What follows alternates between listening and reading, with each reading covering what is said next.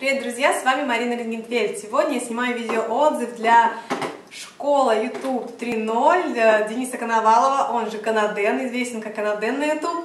Денис, я благодарю тебя за твои уроки. Эта школа действительно очень дает мощный стимул к развитию своего канала на YouTube. Очень полезная информация для начинающих людей, для тех, кто уже развивается на YouTube, кто давно имеет свои каналы.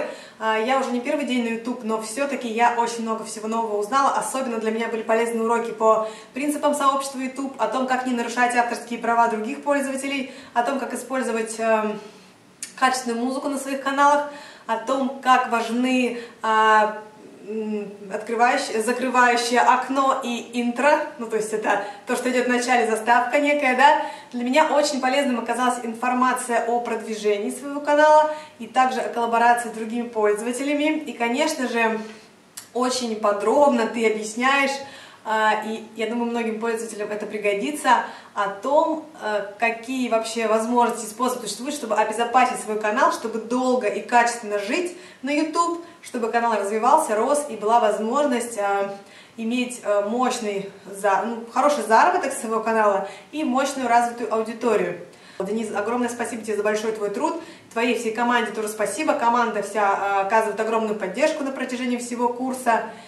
И тесты, которые ты даешь, они как в школе заставляют задуматься, и как на экзаменах заставляют задуматься о том, что, ну вот, халява кончилась, халявы нет, нужно все очень четко, правильно делать, выполнять инструкцию. И, если честно, немножко расстроилась, когда завалила тест по принципам сообщества, точнее, не по принципам сообщества, второй, вот, в общем, был тест, который был посвящен, как сказать-то, авторскому праву на YouTube, да, за что могут забанить, за что не забанить. Я просто авторский контент делаю, и мне было это очень немножко странно изучать. Я думаю, что многие пользователи, которые сталкиваются, у которых серые каналы, или те, которые ведут давно каналы, и их недоброжелатели могут банить, в этом случае они, конечно, сталкиваются. Я надеюсь, что теперь я буду очень буду внимательно ко всему относиться, и безопасность моего канала мне обеспечена, потому что я пересмотрела еще раз эти уроки по безопасности на YouTube, и теперь я больше знаю об этом, больше разбираюсь в этом. Кстати, спасибо тебе отдельное за уроки по монетизации, ты очень грамотно и качественно все объясняешь по монетизации своих каналов.